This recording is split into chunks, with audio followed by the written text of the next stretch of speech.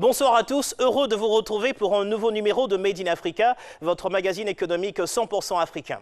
La Soudanaise Alex Wek, l'Angolaise Maria Borges, l'Éthiopienne Lia Kebede, toutes ont un point commun, ce sont des top modèles africains qui défilent aujourd'hui sur les podiums internationaux pour les plus grands couturiers du monde et gagnent des millions de dollars. Ces parcours inspirent de nombreux jeunes mannequins à travers le continent. Un continent où les Fashion Week se multiplient de Dakar à Lagos et où l'industrie de la mode est en pleine effervescence. Mais vous allez le voir, dans cette course au podium, les défis sont nombreux. Au sommaire ce soir, enquête sur le marché du mannequinat en Côte d'Ivoire, un métier qui attire de plus en plus de jeunes Ivoiriens. Mais derrière cet univers glamour, un secteur qui peine à se professionnaliser et où les mannequins ont encore du mal à vivre de leur métier. Nous les avons suivis dans leur course au podium, mais aussi en formation dans la première école de mannequinat en Côte d'Ivoire. Puis nous partirons à Lagos, au Nigeria, dans les coulisses du plus grand concours de mannequinat en Afrique, Elite Model Look. Pendant une semaine, de jeunes mannequins venus de tout le continent vont concourir pour tenter de remporter un contrat avec l'agence Elite, première agence de mannequinat au monde, une chance unique pour lancer leur carrière à l'international. En Côte d'Ivoire, comme ailleurs, le métier de mannequin fait rêver. Si certains ont la chance de se faire repérer parfois en pleine rue à Abidjan et de signer des campagnes pour des créateurs reconnus, pour d'autres, c'est le parcours du combattant. L'acteur incontournable pour accompagner ces mannequins, ce sont les agences. Leur rôle, placer les mannequins sur les défilés de mode et les shootings photos moyennant une commission. Pour comprendre comment fonctionne ce secteur, nous avons suivi des mannequins, des agents, mais aussi une formation au sein de la première école de mannequinat en Côte d'Ivoire. La course au podium, un reportage de Marc Kouo, Gisela Mendonça et Oscar Noël-Sangan. Ce soir-là, un événement attire le gratin d'Abidjan. Reines de beauté, personnalités du monde de la mode, sont venus découvrir les dernières créations de stylistes ivoiriens. En coulisses, l'heure est aux derniers ajustements pour Oka Yapo. Dans quelques minutes, ces mannequins vont s'élancer sur le podium de l'événement Festimode. C'est le moment le plus dur actuellement. Parce qu'il faut que le mannequin porte bien la tenue. Il faut vérifier que ça ne soit pas froissé aussi. Et puis, est-ce que les mannequins n'ont pas maigri les derniers jours? Parce qu'on fait les essais pendant des semaines. À cause du stress, la peur, tout peut maigrir. Et puis, au coup, la tenue aussi. Donc, c'est le moment le plus difficile qu'elle a. Parmi ces mannequins, Kadi Soumaoro, 18 ans, défile pour la première fois. La jeune Ivoirienne s'est lancée dans le mannequinat il y a quelques mois à peine, avec des étoiles plein les yeux. C'est sûr qu'il y a des cachets qui sont vraiment... que je ne vais énumérer, mais bon, on essaie de faire avec les défilés. C'est pas, le mannequinat, ce n'est pas seulement que le défilé. Les contrats publicitaires et tout ça, donc on essaie de faire avec. Début du show.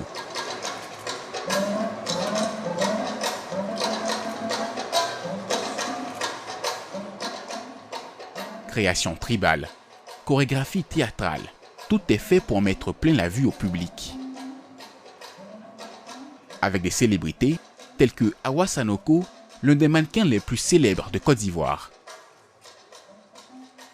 Pour Kadi la débutante, c'est l'heure de briller.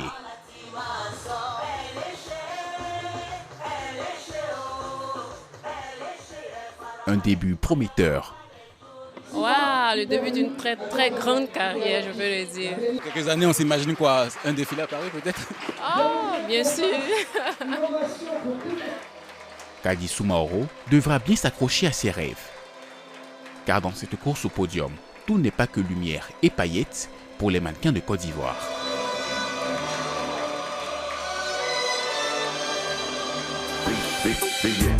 C'est un univers qui fait rêver et attire de plus en plus de jeunes Ivoiriens. À Abidjan, on dénombrerait plus de 700 mannequins et une vingtaine d'agences de mannequinat. Un marché local bouillonnant. Mais derrière les paillettes, un secteur qui peine encore à se professionnaliser, où les modèles sont souvent mal rémunérés, mal préparés à affronter les réalités du métier. Nous avons suivi ces mannequins dans leur course au podium, jonchés de nombreux défis.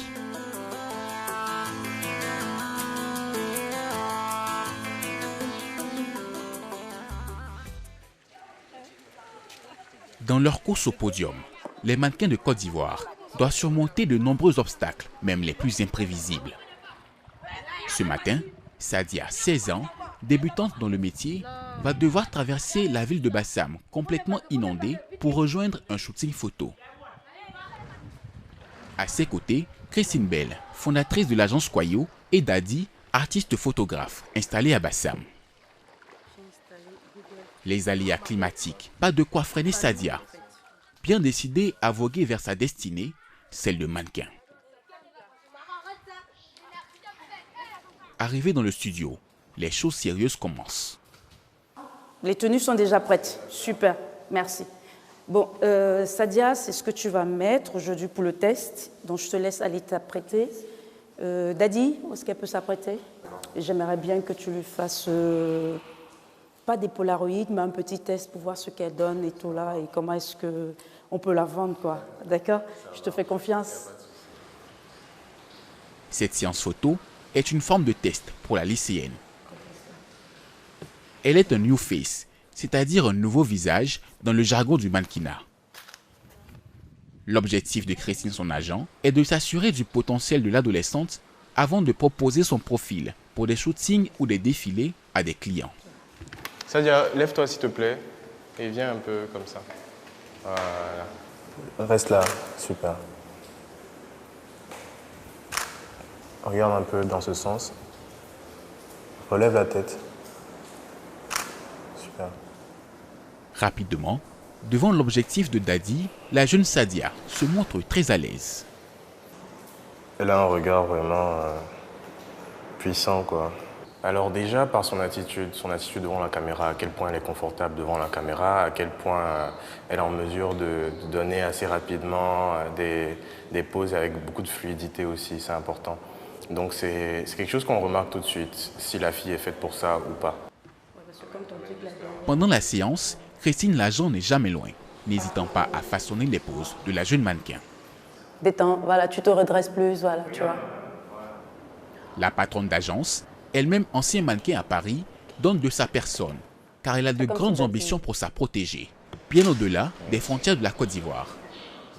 Elle vise les podiums internationaux et leur cachet beaucoup plus intéressant par prestation.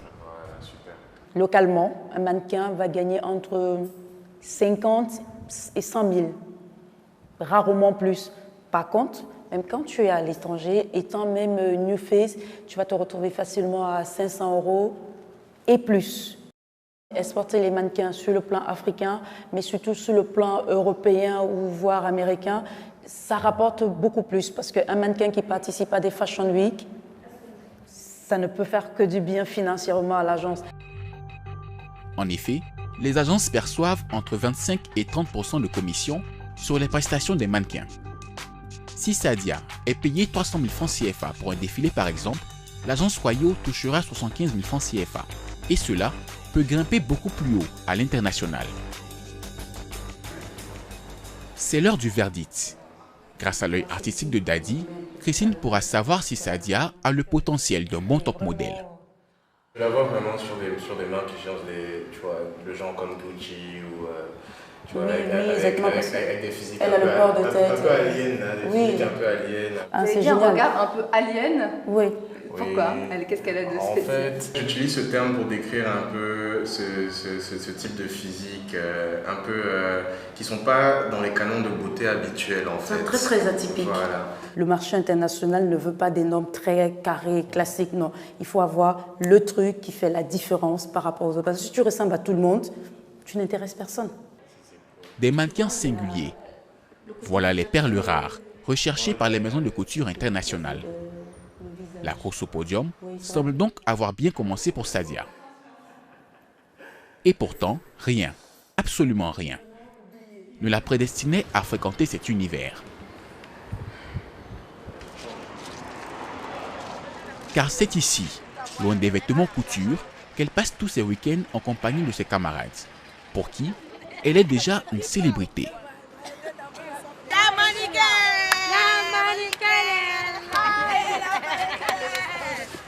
Bientôt que je suis partie en France, c'est vrai? Oui, bien sûr, c'est la vérité. Oh, Dieu merci, vous assure, ma soeur. Merci, toi, moi. quand elle n'est pas au lycée, Sadia vend des chips au rond-point de la Riviera 2. Un petit boulot pour venir en aide à sa famille aux revenus modestes. Le mannequinat, elle n'en avait jamais entendu parler avant d'être repérée en pleine rue à ce même carrefour par Christine Bell. J'étais assise avec ma petite sœur. On était en train de vendre. Donc elle m'a vue et puis elle m'a appelée. Donc elle m'avait dit que non, elle voulait m'embaucher comme mannequin de son agence. Donc je lui ai répondu carrément oui. Donc je lui ai remis le contact de mon père et puis elle avec mon père ont négocié. Tu avais déjà vu des mannequins non, dans les magazines? Non. Comme souvent, je n'aimais pas regarder les magazines, donc je ne savais pas c'est quoi l'amour. Un monde glamour, à milieu de celui dans lequel évolue Sadia. Un monde dont elle ignore tout. Mais la jeune fille croit en sa bonne étoile. Grâce à Christine, qui l'a pris sous son aile, elle a déjà été repérée par la marque Gucci pour effectuer une campagne au Nigeria. Rien ne garantit pour le moment un happy end au conte de fées de Sadia. Comme elle, les mannequins de Côte d'Ivoire viennent souvent de milieux modestes. Des jeunes filles vulnérables qui, mal conseillées, peuvent facilement tomber dans les pièges.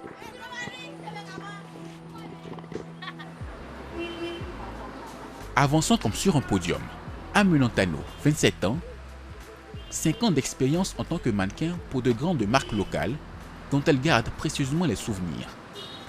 Cette photo-là, c'est une de mes dernières campagnes avec Uniwax. Ça, c'était le lookbook Loza Maléambo. La collection, c'était Zaouli. Une carrière sous les projecteurs, de quoi faire rêver des jeunes filles comme Sadia. Amelantano, elle aussi, idéalisait ce métier de mannequin à ses débuts, avant de le déchanter. Les mannequins ne sont pas suivis ici comme à l'extérieur. À l'extérieur, tu as ton agence qui, si elle te fait confiance, qu'elle décide de te représenter, elle fait tout le travail pour toi. Donc, elle va t'apprendre à marcher, elle va t'apprendre à poser, tu vas avoir des shoots ici.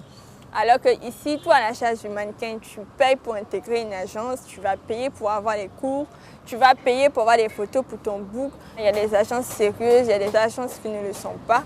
Donc, il faut prendre la peine de se renseigner, en fait, pour ne pas se faire arnaquer, parce que malheureusement, il y a des arnaques. L'agence, un acteur incontournable dans la carrière d'un mannequin, celui qui lui ouvrira son carnet d'adresses et le placera sur les différents défilés. Or, en Côte d'Ivoire, peu d'agences travaillent de manière sérieuse. Conséquence, des mannequins mal accompagnés et des cachets peu reluisants. Je suis amenée à accepter en fait des cachets qui sont, on va dire que c'est limite juste le transport, quoi. Ce serait bien de pouvoir structurer. Il y a des efforts qui sont faits, il y a des mannequins qui réussissent à s'exporter, mais plus on travaillera, plus ça sera beaucoup plus facile pour tout le monde. Pour mieux accompagner les mannequins et les préparer à affronter les défis du secteur, certains acteurs ont décidé de miser sur la formation. Quartier de la Riviera 2, bienvenue dans la première école en Côte d'Ivoire à former au métier du mannequinat. Fatim Sidimé, ancien mannequin international, plusieurs défilés pour Chanel, dirige l'établissement. Elle a investi une centaine de millions de francs CFA dans ce projet avec l'appui de nombreux partenaires. Bonjour, bonjour. Bonjour à tous. Soyez les bienvenus. L'école vient tout juste d'ouvrir ses portes. Quelques élèves font aujourd'hui leur entrée. Très étonnant, le premier cours au programme n'est pas un cours de mannequinat, mais de français. Il manque un E muet et le S reste. Le E muet S. Parce que la règle nous dit que l'accord du participe passé employé avec l'auxiliaire avoir s'accorde lorsque dans une phrase, il y existe un complément d'objet direct et que celui-ci est placé avant le verbe. Des mannequins sur les bancs d'école, loin des podiums, pour apprendre des règles élémentaires de grammaire. Wallace, 24 ans, a mis la main à la poche pour payer les 250 000 francs de la scolarité sur un an. Car pour lui, tout ceci est très utile à sa carrière. J'ai pas eu la chance de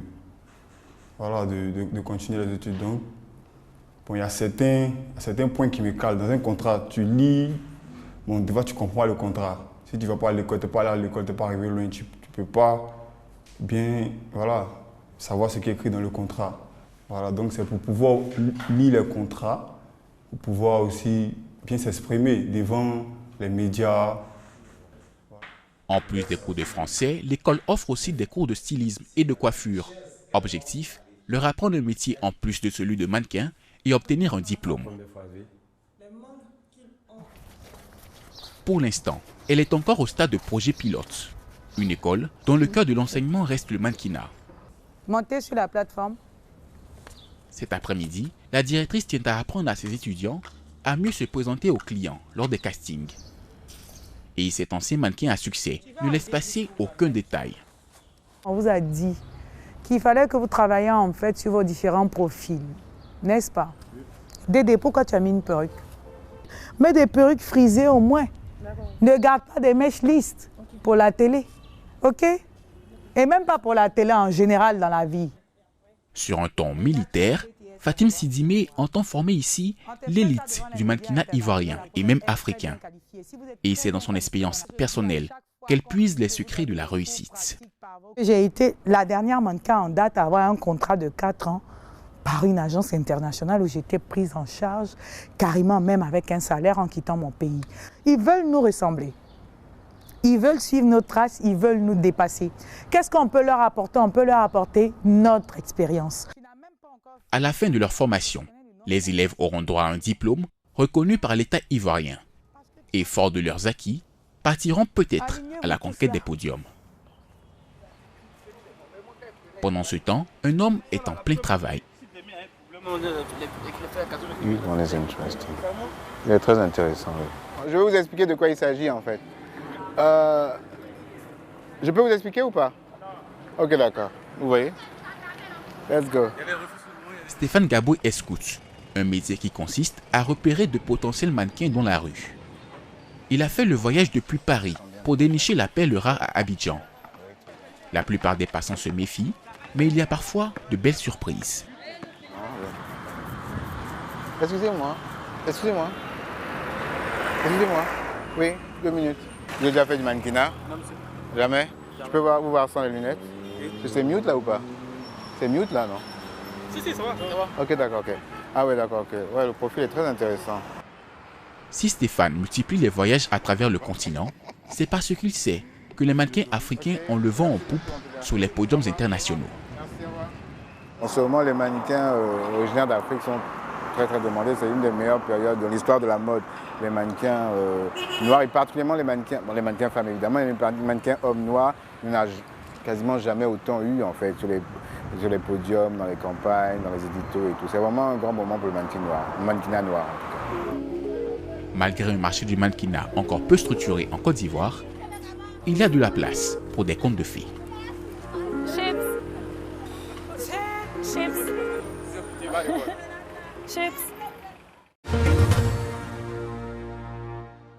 Retour sur le plateau de Made in Africa et pour débattre ce soir, j'ai le plaisir d'accueillir Fatim Sidimé, directrice générale de l'agence Sydney Conceptuelle et directrice de l'école professionnelle des métiers de la mode et du mannequinat.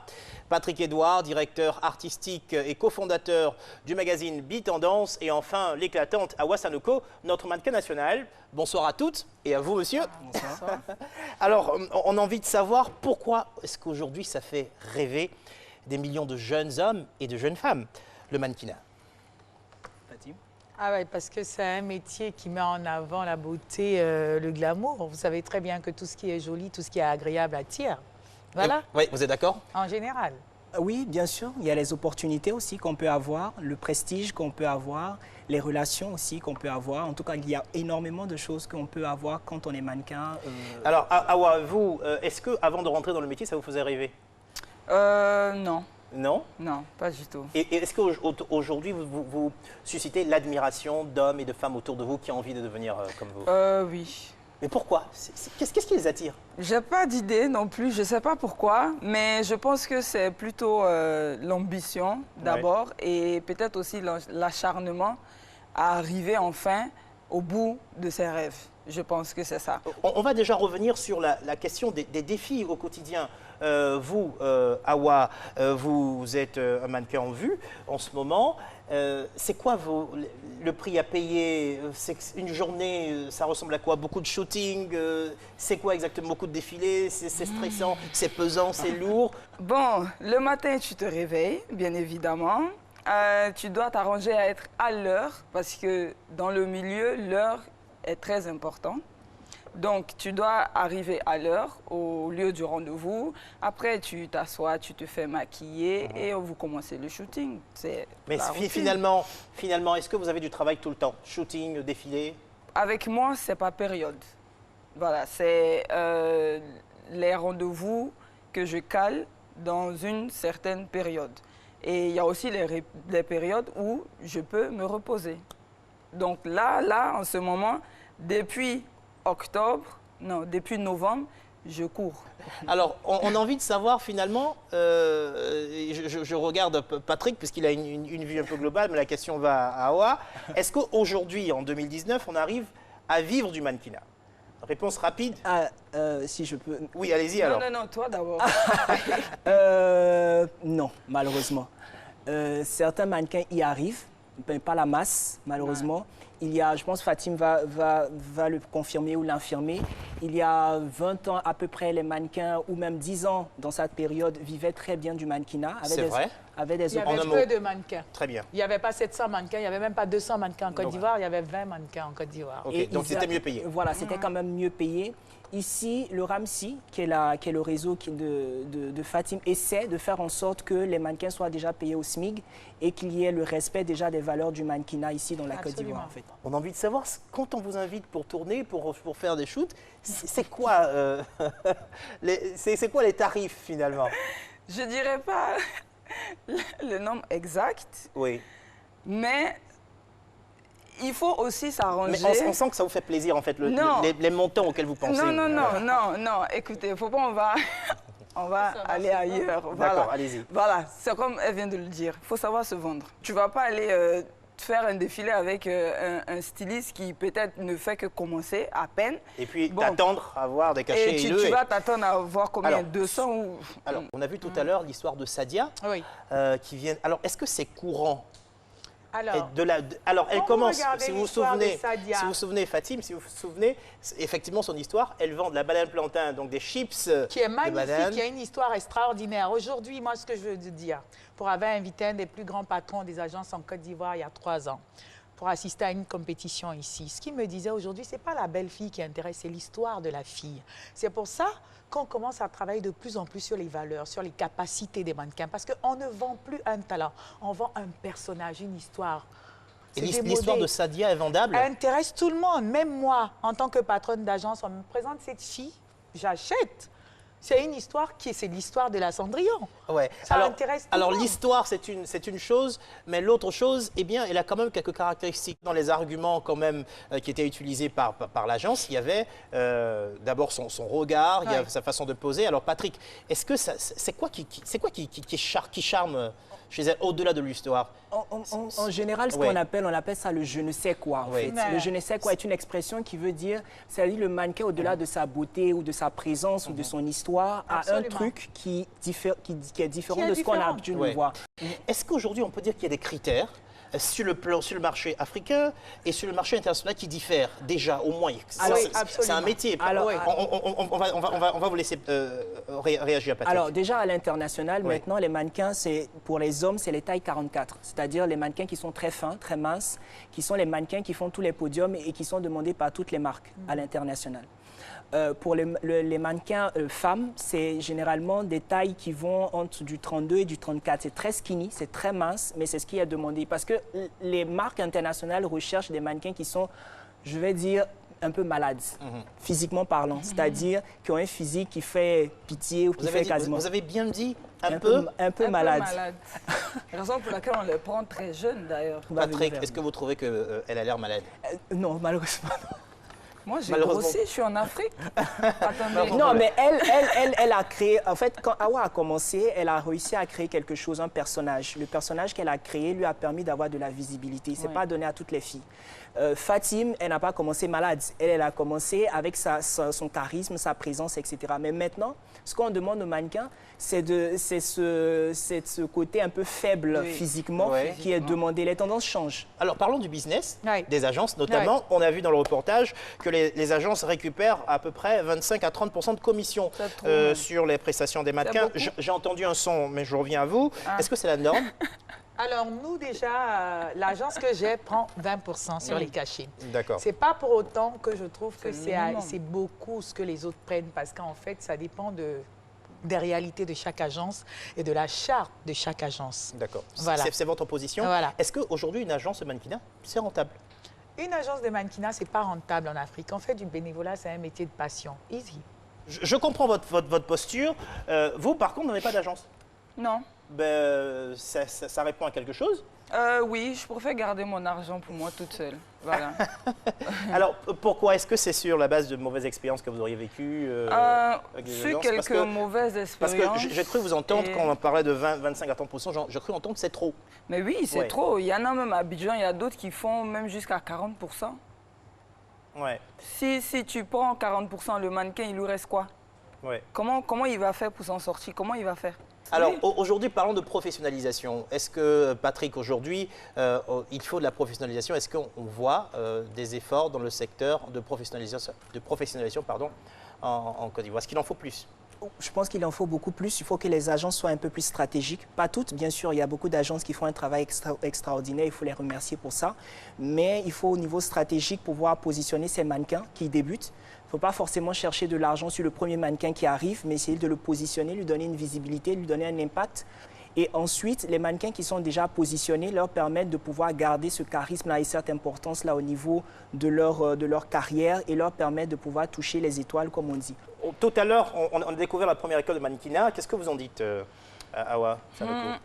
Moi, je trouve que c'est une très bonne idée. C'est vraiment une très bonne idée. Parce qu'en général, on a l'habitude de concilier un mannequin à quelqu'un qui est bête. Excusez-moi du terme, à quelqu'un qui est bête, à quelqu'un qui n'est pas éduqué, qui est analphabète, qui n'est pas informé du tout. Et après aussi, il y a ce mot-là qui vient de prostituée. Ça m'exaspère. Je ne supporte pas. Et moi, je trouve que c'est vraiment une très bonne idée. C'est quoi les vrais critères pour rentrer dans une école, finalement? Est-ce qu'il faut avoir de l'argent pour payer la scolarité? Est-ce qu'il y a d'autres critères? Il y a une grande différence entre une école et une agence. Pour y rentrer, déjà, il faut avoir des prédispositions naturelles. Donc, il faut avoir le 1m75, malheureusement. Ah, toujours. Homme comme pour femme. Les filles, Okay. Et le 1m80 pour les hommes. Partant de là, il faut accepter d'avoir une autre alternative. C'est-à-dire, il faut accepter de se faire former dans autre chose que le mannequinat.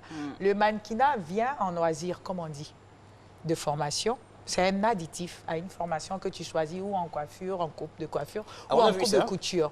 Donc, tu apprends obligatoirement l'anglais, le français, l'informatique, les mathématiques. Pourquoi? Parce qu'un mannequin, aujourd'hui, tu as besoin de te vendre toi-même. Donc, en fait, pour revenir au côté business, je pense que, et c'est ce que je disais d'entrée du jeu de l'émission, tout est lié. Je pense qu'il ne faut pas forcément voir le côté export des talents africains. Je suis contre depuis la nuit des temps. Pour vous, le plus important, c'est de faire en sorte que les mannequins puissent exploser ici. Voilà. Pourtant, on a un Stéphane Gabou, le scout, qui nous dit clairement que les mannequins africains ont en ce moment le vent en poupe sur les podiums internationaux. Je vais poser la question. Mais ça, c'est vérifiable. Voilà, on va écouter Patrick. Alors, il est vrai que les mannequins noirs, particulièrement, on le vend en poupe dans la mesure où ils sont actuellement tendance pour des marques. Mais la réalité fait que, je pense qu'il y a beaucoup de mannequins internationaux qui se battent pour que ces mannequins noirs-là puissent avoir une véritable représentation sur l'été à l'international. Ce qui malheureusement n'est pas le cas. Et les choses commencent à se faire, mais très lentement. En tout cas, on l'a vu dans le premier reportage, s'il existe des contes de fées, il est souvent difficile pour les jeunes mannequins ivoiriens d'arriver à percer et à vivre de leur métier. Nous vous emmenons à présent dans un des hauts lieux de la mode sur le continent, le Nigeria. L'agence Elite y organise chaque année le plus grand concours de mannequinat en Afrique. L'objectif pour l'agence Elite, trouver les nouveaux visages qui défileront sur les podiums internationaux. À la recherche de la nouvelle Naomi Campbell, un reportage de Sarah Sisman, Razak Dizou et Oscar Noël Sangan. Lagos, capitale économique du Nigeria. En quelques années, cette mégalopole de 20 millions d'habitants est devenue la capitale de la mode en Afrique. Celle où les créateurs du continent se croisent lors de Fashion Week et où tout devient possible pour les mannequins qui rêvent de podium. Dans un palace de la ville, ces jeunes filles s'apprêtent à disputer un concours de mannequinat qui va peut-être changer le cours de leur vie. Elles viennent de 7 pays d'Afrique. From Nigeria. Nairobi, Kenya. Rwanda. Toutes rêvent de devenir top modèles. Elles ont été sélectionnées chacune dans leur pays parmi plusieurs milliers de candidates. Beaucoup de mannequins donneraient n'importe quoi pour être ici, donc je suis vraiment reconnaissante. J'ai vu beaucoup de top modèles que je connais qui ont percé, qui ont fait ça. Donc pour moi, c'est quand même une grande étape dans ma vie, dans ma carrière de mannequin. Le concours est organisé par l'agence Elite, la plus grande agence de mannequinat au monde, présente dans 52 pays. Pour ces jeunes filles, c'est l'espoir de gagner un ticket pour défiler sur les podiums internationaux pour les grands créateurs. C'est la plus grande compétition de mannequinat en Afrique. Presque tous les modèles qui l'ont gagné ces 10 dernières années ont fait la une des magazines. De Vogue à Harper's Bazaar, où sont devenus les visages des plus grands designers dans le monde. C'est une parfaite plateforme pour un jeune mannequin africain.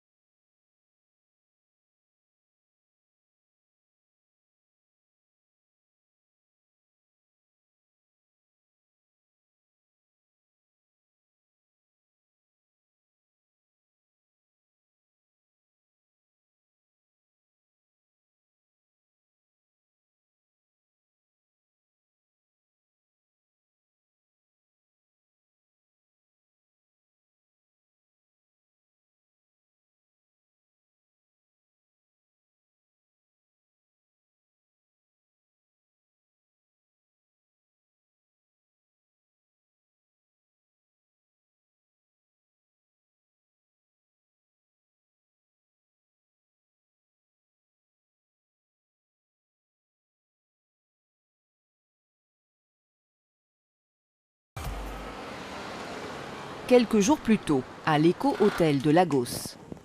Hi, good morning. Welcome to my room. I'm fine, thank you. Léla, kenyane de 22 ans, partage la chambre de ce palace avec 3 autres mannequins venus du Nigeria et du Congo. Everybody's asleep. Tout le monde dort encore, sauf Uto. On se réveille tôt pour faire nos exercices. Mes pieds me font mal.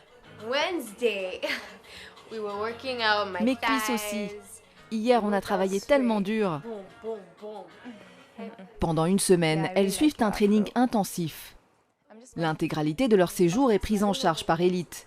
Billets d'avion, chambre d'hôtel à $200 la nuit, nourriture. Une chance inespérée pour ces jeunes filles qui viennent d'un milieu modeste, comme Léla, étudiante en sociologie à Nairobi, qui rêve d'une carrière de mannequin. C'est dur d'être mannequin au Kenya parce que ce n'est pas considéré comme un vrai métier. Les gens le font pour s'amuser, pas de manière professionnelle. Donc l'industrie n'est pas développée.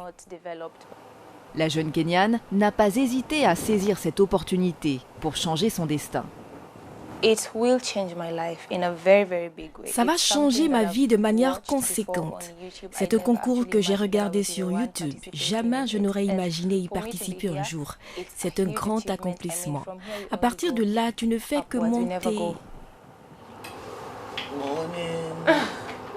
Même si la fatigue et les douleurs se font sentir, pas le choix. Il est 6h30, l'heure du cours de marche. Walk it, girls. Walk it, girls. Allez les filles, on marche. On allonge les jambes. Plus d'attitude, plus de caractère. Imaginez que vous êtes Naomi Campbell, vous êtes Mayowa Nicolas. You own that stage. Walk. One week they can become like Naomi Campbell. Yes, yes, yes. This year, the girls are one. Oui, bien sûr. Cette année, les filles sont incroyables. Elles ont des visages magnifiques, de beaux corps, et regardez par vous-même. Elles marchent bien. The walk is amazing. So yeah. Tous les matins, ces élèves apprennent à marcher comme des mannequins professionnels en talons aiguilles de 15 cm. En attendant les podiums internationaux, elles s'entraînent au bord de la piscine d'un palace de Victoria Island, dans les quartiers chics de Lagos. Relève la tête. Okay. Monique, God gave you those legs. Dieu t'a donné ses jambes. Alors montre-les. Démarche, posture, attitude, rien n'est laissé au hasard par le coach. Savoir marcher, faire un demi-tour parfait. Next. Le b.a.-ba du métier de mannequin. Comme vous pouvez le voir, toutes les filles sont belles, ils savent marcher. Donc je dois donner le meilleur de moi-même. Le plus difficile, c'est de montrer son talent, d'être unique parmi toutes et tout ça. C'est difficile. Être unique, mais surtout intégrer une agence. C'est l'un des passages obligés si l'on veut réussir dans le milieu. À Lagos, l'industrie du mannequinat est un peu mieux structurée qu'ailleurs en Afrique. On compte environ 70 agences. Ce jour-là, les apprentis mannequins se rendent dans l'une des plus importantes de la place. Elisabeth Elohor est la directrice de l'agence Bess. C'est aussi elle qui organise le concours Élite en Afrique. Il y a 12 ans, elle rachète la franchise Élite pour un montant tenu secret. Cette franchise lui donne le droit d'organiser le concours et d'exploiter la marque Élite.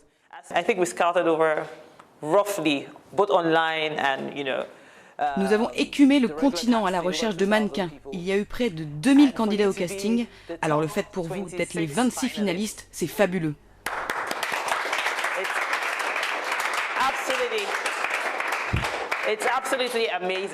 En sous-traitant son concours à une agence locale, Élite s'économise des frais de déplacement sur le continent et se repose sur le flair d'Elisabeth pour repérer les nouveaux visages qui plairont au marché international, un marché qui a ses codes.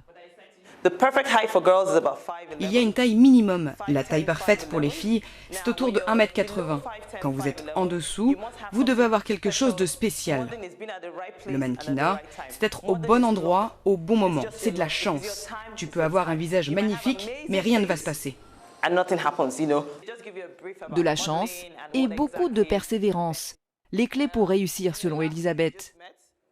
Sur le mur, les portraits des top modèles découverts grâce au concours Élite, comme Mayowa Nicolas, qui défile aujourd'hui pour les plus grands couturiers. Mayowa vient de finir la campagne Chanel. C'est l'une des plus grandes campagnes dans le monde. Elle a aussi fait le défilé Victoria's Secret. Depuis qu'elle a commencé, elle a gagné pas moins d'1 million de dollars. Victor, lui on l'appelle Monsieur Zara. Il travaille constamment pour Zara. Et puis nous arrivons à Nora. Elle travaille en permanence. Élite Paris l'a engagée. Élite New York m'a appelé pour me dire qu'il la voulait aussi. Ces top modèles qui gagnent aujourd'hui des millions font partie de la petite minorité de mannequins africains à avoir percé sur le marché international. Tous ont signé un contrat avec l'agence Élite après avoir été découverts par Elisabeth. En tant qu'agence mère, Bess Model continue de toucher une commission de 10% sur chaque prestation de ses mannequins stars, et ce, tout au long de leur carrière. Une véritable mine d'or. Si toutes rêvent de devenir la prochaine Mayowa Nicolas, Elisabeth veut les mettre en garde. Les 2 premières années sont très dures. Vous ne pouvez pas penser à l'argent. Vous devez travailler, être sur tous les fronts, construire votre portfolio. Et puis l'argent arrive et vous pouvez commencer à profiter. Le concours Élite offre donc à ces mannequins une formidable vitrine pour se faire repérer par des agences, mais aussi et surtout par des stylistes. Car ce sont eux qui font la pluie et le beau temps dans l'industrie de la mode. Une industrie très dynamique au Nigeria, qui compte des designers comme Clan, l'une des marques branchées de Lagos. Ce jour-là, les candidates rencontrent la directrice artistique pour un shooting photo. I'll go with you.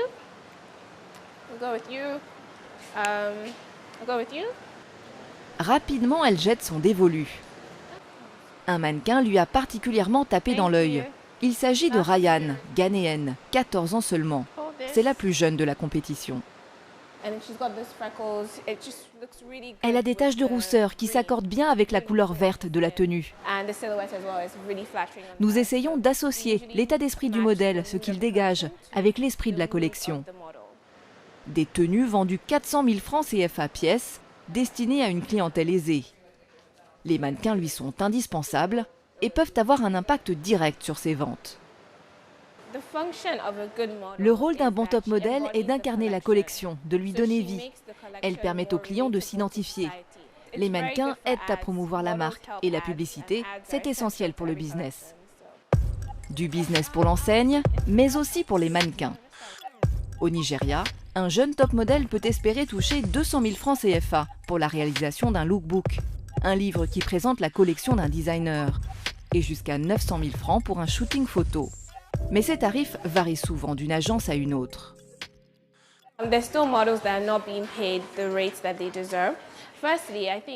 Il y a encore des top modèles qui ne sont pas rémunérés comme ils le devraient.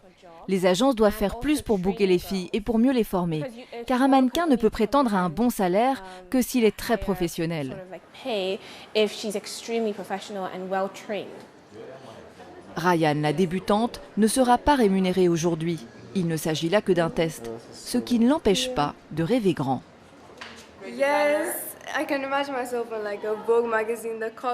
Je m'imagine en couverture du magazine Vogue.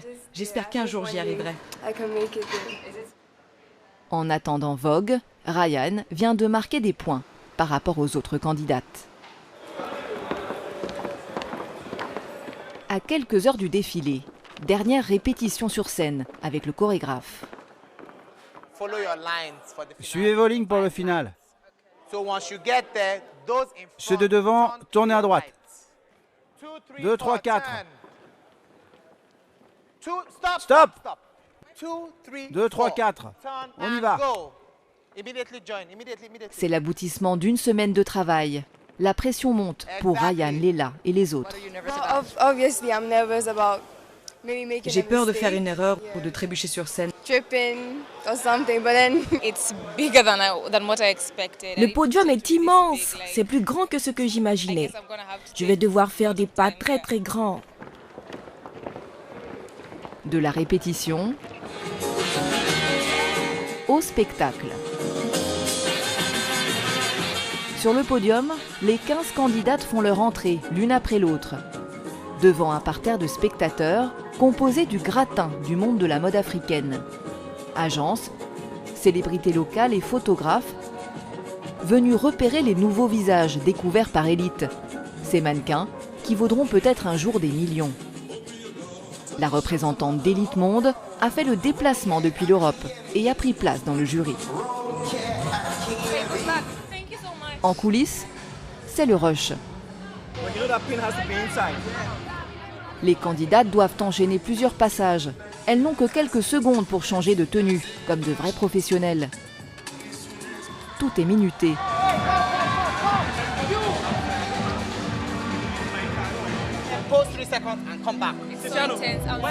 C'est tellement intense, je transpire. J'espère que tout ira bien. Show must go on. Tenue de soirée, mais aussi traditionnel défilé en maillot de bain.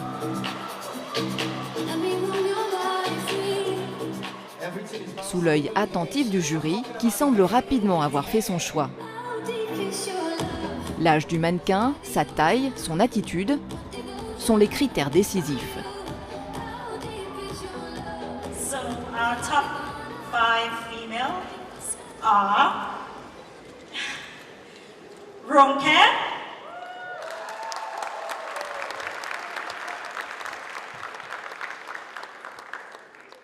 Tashana,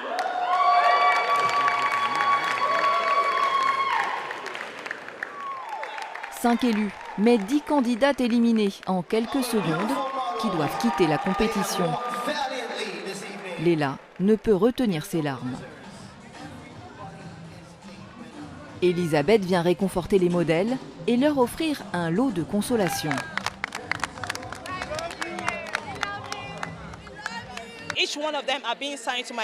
Je vais toutes les engager dans mon agence et je m'assurerai que mon staff leur fasse un contrat en bonne et due forme.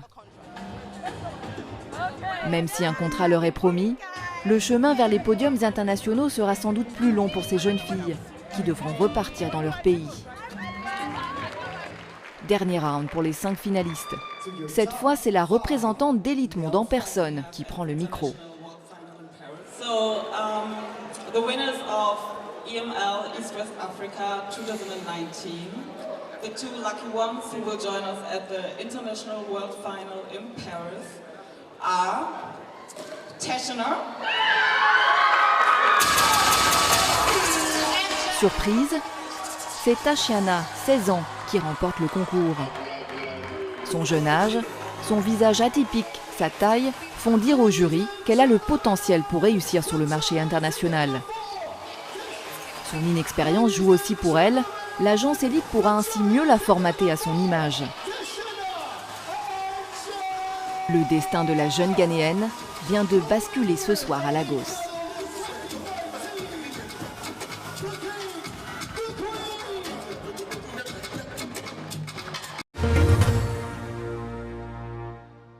Alors, de retour en plateau, première question pour vous, Hawa. Pourquoi moi? Alors, première question pour vous, Hawa. Est-ce que vous attendiez à la victoire de Tashina? Non. Non. Elle est métisse. Les Blancs, ils aiment les métisses. Moi, je m'attendais plus à celle qui est coiffée noire. Parce qu'on l'a montré. Je me dis, mais ou bien, c'est elle qui va gagner, c'est une métisse. Alors, à votre avis, finalement, pourquoi est-ce qu'elle a gagné? Quels sont les critères qui ont... Parce qu'elle a 16 ans, elle n'a que 16 ans. Et je suppose parce qu'aussi, elle est métisse. Aujourd'hui, elle a une couleur de peau qui passerait un peu plus facilement sur le marché international. Absolument. Et donc c'est pour ça qu'on la recrute. C'est pour ça que je dis toujours qu'il faut qu'on ait une vraie prise de conscience parce qu'en fait, en Afrique, pour que les mannequins blacks arrivent à ce niveau-là, il faut qu'on développe le business ici. Et ce n'est pas étonnant que ce soit le Nigeria parce que le Nigeria, ils ont un peuple qui s'est pris en charge il y a fort longtemps. Pour vous, Patrick, est-ce que pour confirmer ça, vous pouvez dire aujourd'hui que Lagos, donc le Nigeria, est aujourd'hui la capitale africaine de la mode? Ou bien du mannequinat déjà?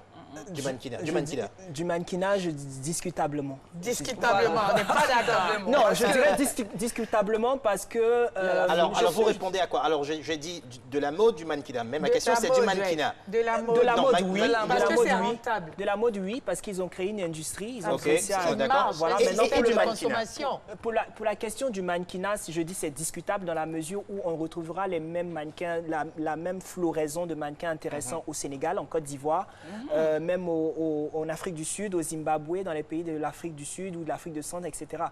Est-ce que c'est quand même la porte d'entrée à l'international? Oui. Oui, Paris, elle a dit oui. Oui, bien sûr. Oui, parce aussi, à cause de ce coutil. Il y a ça, il y a aussi la langue. Il y a ça aussi, il y a la langue. La langue, c'est pas que le français, les pays francophones n'ont pas cette plus-value-là, mais le fait que ça soit un pays anglophone, il y a quelque chose de plus qui Je pense au-delà de la langue, il y a la volonté, il y a les volontés financières, politiques, quoi qu'on dise, qui accompagnent le système. Quand un environnement est très spécifique à la consommation, à la rentabilité, tu as les grandes marques qui s'intéressent tout de suite. Alors, les grandes marques, mais également des grandes agences. On a parlé de l'agence Elite. Aujourd'hui, il y a de grandes agences, il faut des grandes marques. Alors, parlons. C'est quoi vraiment le poids de cette agence, pour ceux qui peuvent nous en parler? Considérée comme la première agence au monde? C'est l'une des plus grosses agences. Depuis pratiquement 30 années, elle a réussi à pouvoir dénicher les meilleurs talents. Naomi Campbell y était, Linda Evangelista, Lia Kebede. En fait, tous ces grands mannequins que vous avez cités au début sont tous passés par l'école Elite. Alors, on ne l'a peut-être pas dit dès le départ, mais vous avez gagné des compétitions internationales. Absolument. Vous avez fait les beaux jours du mannequinat. Aujourd'hui, Hawa, vous avez participé, vous aussi, à ce concours Elite. Quelle était votre expérience? Ça a été une expérience que je n'oublierai pas de sitôt. Voilà, ça a été surtout une grande découverte pour moi. Je rêvais déjà d'aller en Chine. Je suis allée grâce à Elite. Voilà. Et j'ai rencontré aussi beaucoup de filles d'autres pays et tout ça, dont on parle même Mayowa, qui était ma camarade de chambre. Et elle, je lui disais, mais je pense qu'ils vont te prendre parce que non seulement tu es très jeune, et tu n'es pas comme moi, tu n'as pas assez d'expérience comme moi, donc ils vont te prendre. Mais alors, La question est de savoir quels sont les facteurs qui ont fait que vous n'avez pas gagné. Moi, j'ai essayé d'écouter un peu dans les coulisses. Voilà. Et ils m'ont dit que j'étais déjà assez expérimentée, que j'avais déjà plus d'expérience que certaines personnes. Et aussi que j'étais un peu vieille. Votre copine de chambre défile aujourd'hui pour Chanel, hein? Pour Chanel, pour Dior, pour tout. Et ouais, ça fait plaisir de l'avoir fait. On est bien d'accord qu'on parle de Mayowa Nicolas. Mayowa Nicolas. Ouais. Alors c'est donc un concours qui ouvre des portes. Oui, large. On a vu des jeunes mannequins qui étaient en train de s'entraîner au bord de la piscine. La question est pour vous, Patrick, au bord de la piscine de Palace. Alors, c'est difficile de les départager. Qu'est-ce qui fait la différence, finalement, qui fait qu'on en choisit une autre? En général, c'est un milieu assez spécial. Hein. Je pense qu'il y a le marché aussi qui parle. C'est-à-dire qu'il prendra un mannequin par rapport au marché, à la demande, à l'exigence du marché. Si dans le marché, on souhaite une fille aux longues jambes, très mince, avec les cheveux extraordinaires ou les yeux bridés ou je ne sais pas quoi, ils iront vers ça. Alors, question pour vous. Il y a une participante tout à l'heure qui disait que c'est difficile d'être mannequin, c'est pas évident parce que c'est pas considéré comme un vrai métier. Ça, c'est vrai. Est-ce que vous comprenez ça, cet état d'esprit? Oui, je comprends très bien, mais je pense qu'au jour d'aujourd'hui, le mannequinat est en train de devenir comme un métier comme tout autre. En Côte d'Ivoire, est-ce que vous confirmez que les choses sont en train de changer? Oui. Alors, il est clair que on a entendu la patronne de Beth, il faut travailler dur. C'est pas l'argent d'abord. Alors, c'est important. Qu'est-ce que je vous disais? C'est ça, c'est confirmé. C'est important aujourd'hui la notion de sacrifice avant d'obtenir. Absolument. Et en Côte d'Ivoire, le problème qu'on a, c'est que cette notion de sacrifice, les mannequins, ils ne veulent pas en entendre parler, mais c'est pas possible de faire des omelettes sans casser des œufs. Vous êtes obligé de faire des sacrifices, d'accepter d'être discipliné, d'apprendre à marcher. Absolument.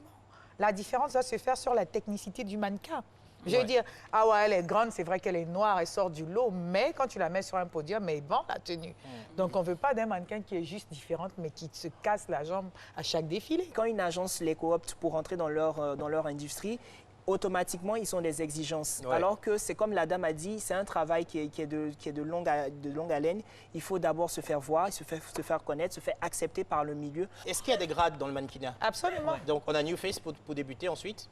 Tu as les moyens, les médiums, et tu as les professionnels, qui sont les stars.